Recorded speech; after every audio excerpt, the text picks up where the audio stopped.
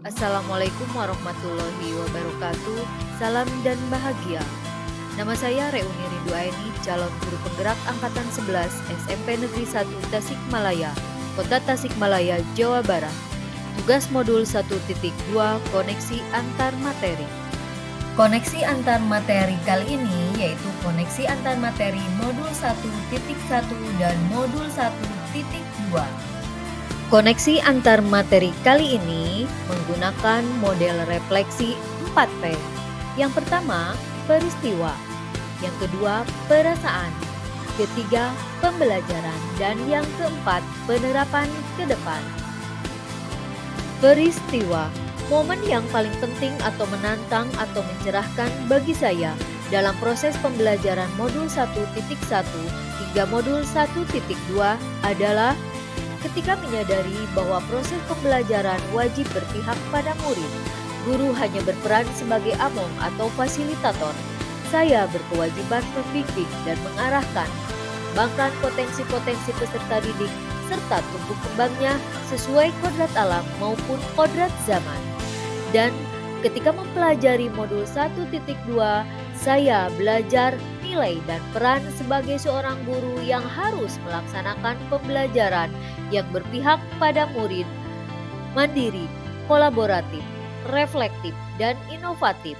Dari kedua hal tersebut, saya sadar bahwa sebagai guru, saya harus menuntut peserta didik sesuai dengan kemampuan mereka dan mengembangkan karakter mereka guna mewujudkan profil pelajar Pancasila. Perasaan, saat momen itu terjadi, saya merasa seperti tanaman yang diberi pupuk. Awalnya saya merasa pesimis dan bertanya dalam diri, apakah saya mampu? Sebab melihat referensi tugas-tugas angkatan sebelumnya, saya merasa kurang memiliki kemampuan apalagi di bidang IT. Saya mendapat pencerahan banyak hal, bagaimana kita menuntun murid tanpa merasa takut gagal dalam mendidik sebab murid memiliki kodratnya masing-masing.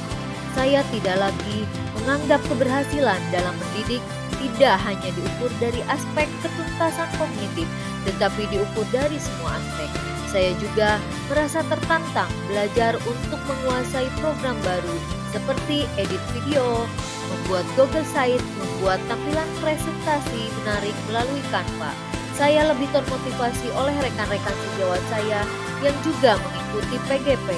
Dan Bapak Fasilitator, juga Bapak Pengajar Praktik selalu memberikan semangat kepada kami.